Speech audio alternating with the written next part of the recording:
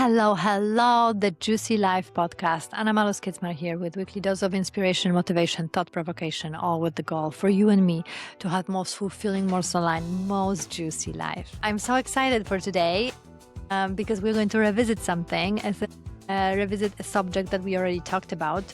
But I think sometimes we have to come back to certain things as we heal, as we grow, as we become wiser and expand more, come back to the subject because then we see them a little bit differently or can go deeper within or can understand it even further. So today let's talk about conflict. Yet again, conflict arose in my family, as probably many families out there, because there's something very important that we need to understand about conflict. Wherever there are people, wherever there are long-lasting relationships, and I am teaching this to my daughters all the time, that when you have this long-lasting relationship, right, like a long span, any kind of relationship, partnerships, there will be a conflict. It's impossible. It's utopia to think that there won't be a conflict. We are changing, we are growing, we are expanding, we are healing. We have bad days, we have good days. We shift. We are under different influence of energies, especially the ones from the solar system too, as well as our energies around us. All the space around us, and everything that is going around us in the world also affects us. So there's so many variables, and due to those variables, also our beliefs and our knowledge and our conscious and subconscious development and soul development, right? Like nobody's worse and better, but we are on different level of soul and consciousness development and awakening. All that just make it a beautiful, beautiful ground for a conflict. And what we have to understand is that the point is not to avoid conflict.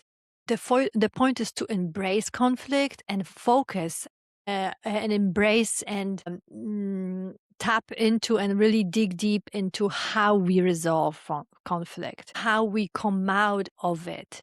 Like it's not a point to not have it, to avoid it, to suppress it and pretend that it's not exist and always be, kumbaya, like we are always supposed to be kind and loving to each other.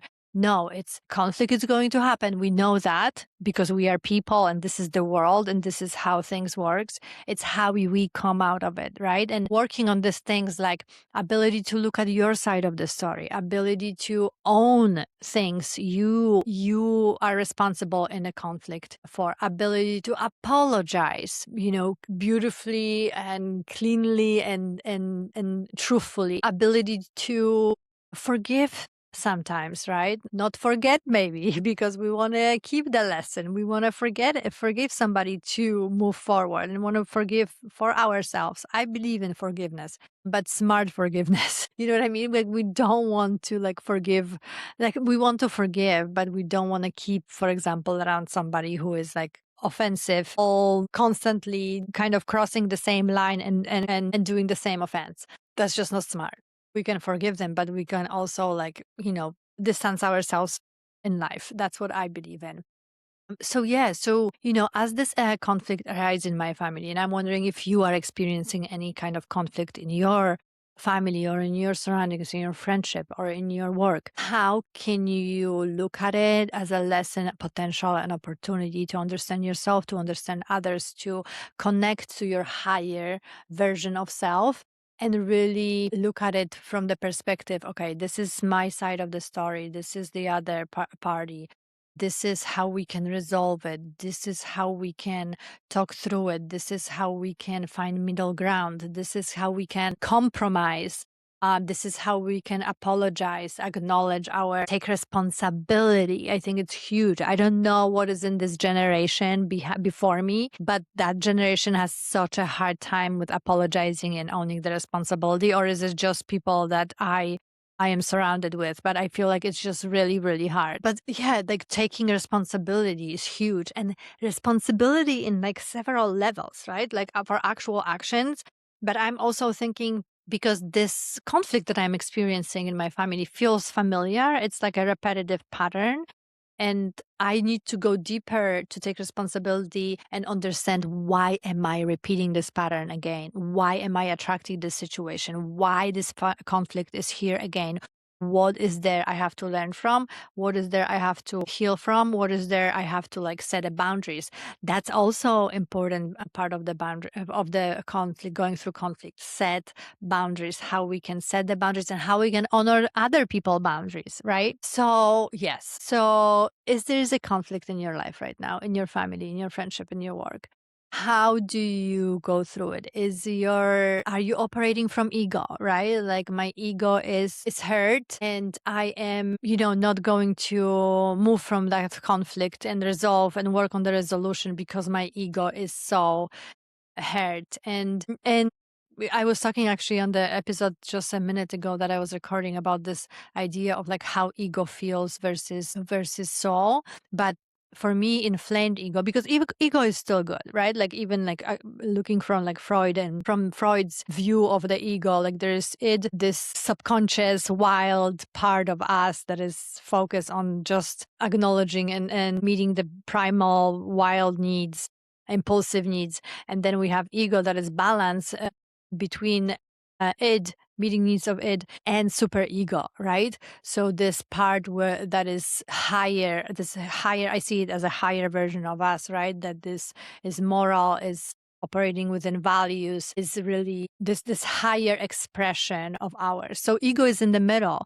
So it's actually not a bad things, but sometimes when ego is in flame, it feels like separation within us, right? I don't know if you feel it. And a question to you from me is like, how do you experience inflamed ego? But for me, it's like a separation. Like I'm separated from others, but I'm also separated within myself. Like I'm not good enough. I'm not this or that. It's just like I'm not whole. When it comes to like soulful approach to things and making decision, like soulful feels like I'm whole, like I'm together with everybody. I'm not separate within myself and separate and broken within myself and separate from others. So yeah, so conflict yet again is something that is not avoidable. So we should not pretend that it does not exist. We should not pretend that is avoidable. We should not pretend that it is we can ignore it. We really should start working and understanding how to go through it in a healthy way and look at ourselves. And I'm looking at myself as I'm going through it. What else here in this conflict, in my approach to conflict and my resolution of conflict, and what is balance and what is not.